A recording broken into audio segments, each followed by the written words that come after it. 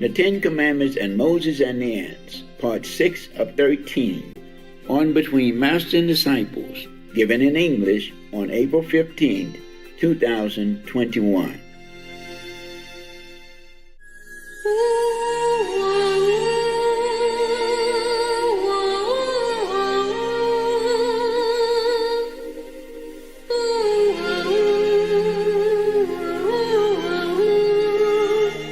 Number 4, the fourth commandment is that you have to keep the Sabbath day as a sacred day. Yeah, just like on the Sunday or something, we go meditate together. Yeah, a group meditation. At that day, you forsake everything. You leave all the physical activities and any labor work behind in order to come and attend the group meditation together. On that day, you don't do anything more.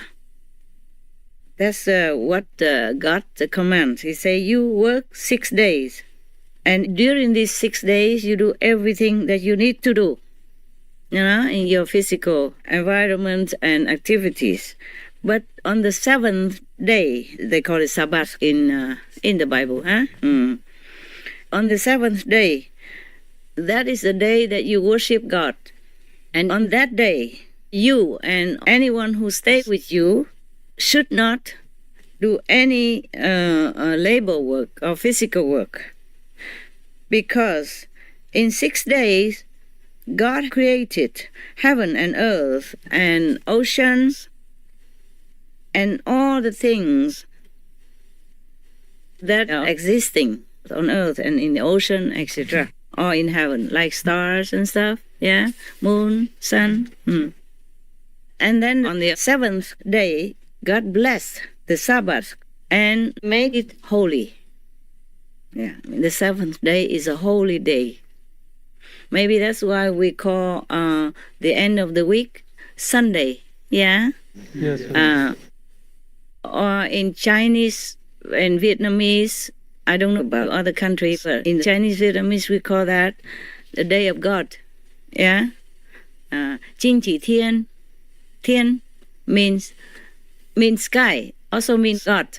In Vietnam, we call it also as the Day of the Lord. Okay? Ngày Chủ nhật.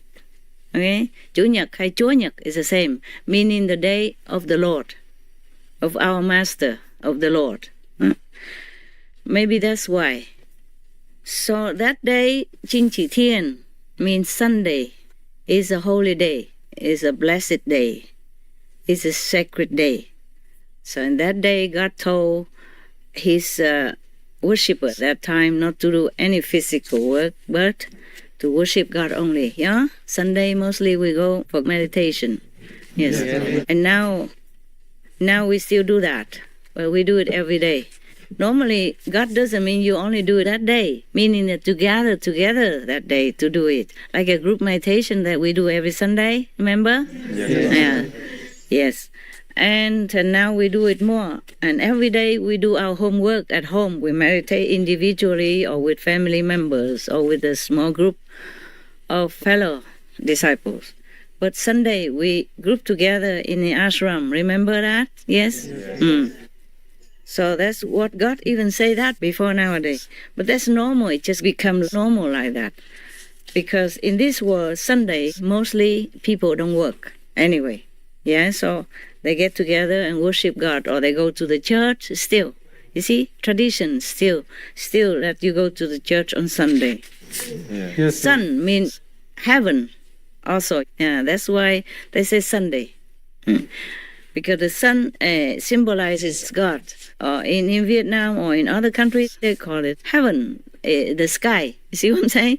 The sky also means heaven. And the sun is the brightest in the sky. So it symbolizes heaven. And it's for heaven that day, for God that day. In the Western terminology. In our terminology, the Asians, they call it the Day of the Lord. Day of God. All right. So now, number 5.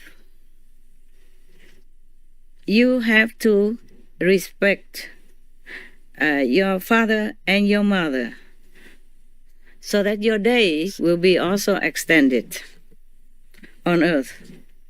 And because God will bless you that way.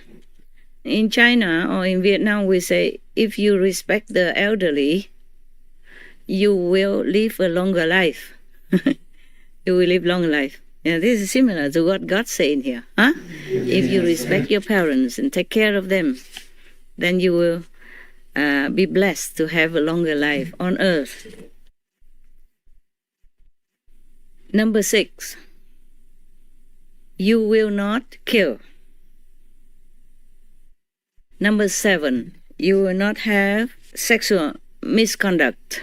It is saying here like you don't commit adultery, okay? Like if you're married, you don't have another physical relationship with somebody else outside of your marriage. Number 8, you will not steal. But Jesus said, whoever steals for bread is not guilty, okay? Mm-hmm. Yeah, it depends also. You don't steal on purpose to take away other people's property if you don't need it. But whoever steals bread because of hunger is not guilty. I agree with what Jesus said. Yes. Mm. When we are in desperate situation, if we cannot ask, then we just take a piece of bread and thank God for that. Then it's different from stealing. Understand me, yeah? Yes, Master. Yeah, you will not steal things that don't belong to you. Number 9, you will not be a false witness in the accusation for somebody else near you or next to you. Like you don't go to the court and, wrongly accuse somebody just for your own benefit or anything else that you know for sure that person didn't do what you say he did. That even God doesn't allow. But nowadays, politicians, they do anything. You saw that yourself. Yes. If you're American, you know already, right? Yes. Mm.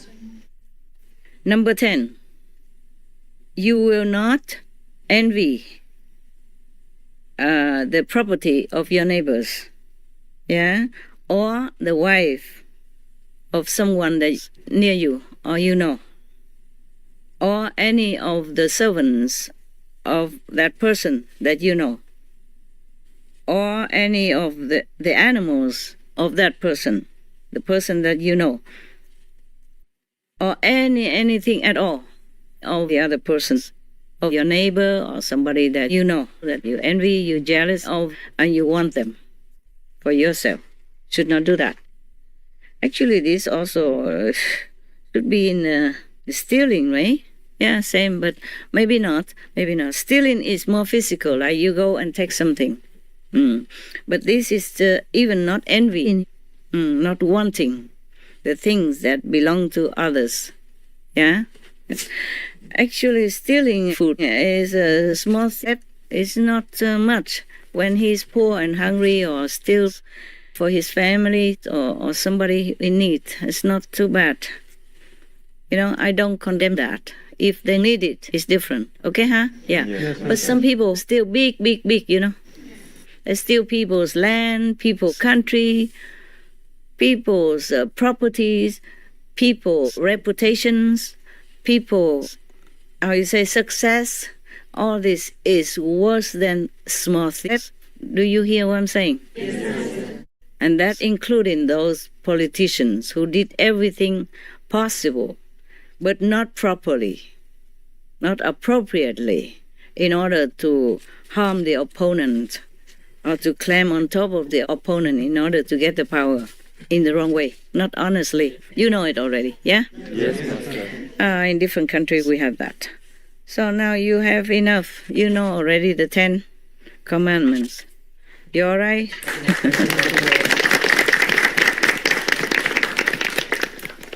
In Buddhism, there are also 10 commandments for the second step of Buddhism. Yeah, higher, a little higher than the 5 precepts.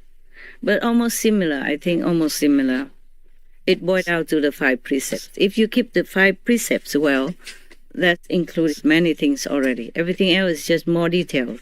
Yes. Any question or comment concerning that? The 10 precepts. Show me your wisdom and your quick IQ.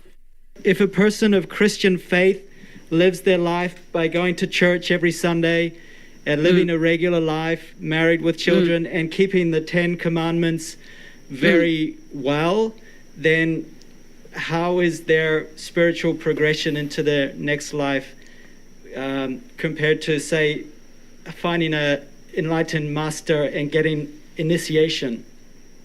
Compared to being initiated Yes. by a master? Oh, it's different, darling.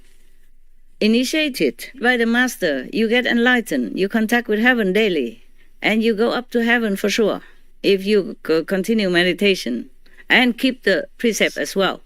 But if you just keep the precept like this, and be an ordinary person, you will be reborn again. Maybe as a good person, in a good position, but reborn again. And once you're reborn again, other karma from other lives may come back to you. That won't let you keep the 10 precepts anymore.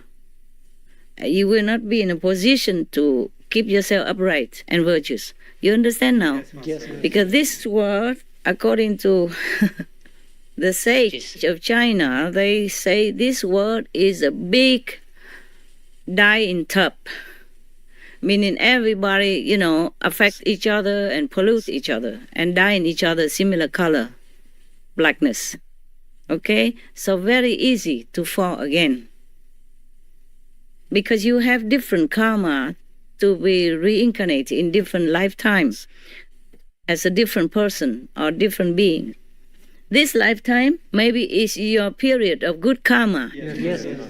So if you keep a good life like this, maybe next life you can have the same life again. Yes. Yeah. But who knows? If your other bad karma will not come to you in the next life.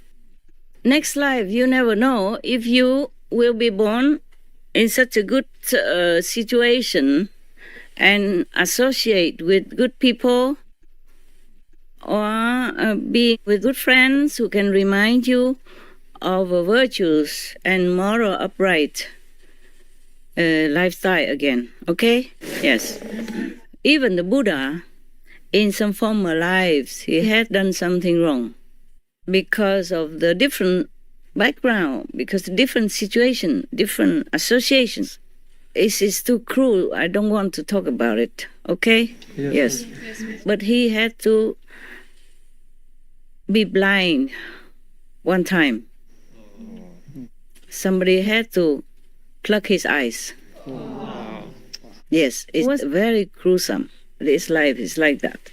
So you never know if you are lucky to be reborn in a good circumstance again. There was a story about one guy who listened to the saint just a few sentences, listened to him, and then he died after that. And before he died, the saint, the one that was preaching in one lecture that he attended, because a friend took him, whatever happened, that he listened to the saint lecture one time. And then the saint told him, you're going to die soon. When you die, you will meet the church, and the church will ask you whether or not you want to receive the benefit, the merit of listening to my lecture first, or you want to pay the karma first. So you should say to the church, the one that you judge him, in the afterlife, you should say to him that you want the benefit of listening to the saint's lecture first. Understand? Yes. So that's what he said. And then he can go to meet that saint again in the other level of consciousness. The saints don't always have just a physical body, Yes. The master have different body and lecture in different heavens. So because of that, he can go and listen to the master again on the other level, From then he has more merit. And then he goes up. He doesn't have to go down to receive the karma. Okay? Yes. You only get wet if you stay outside in the rain.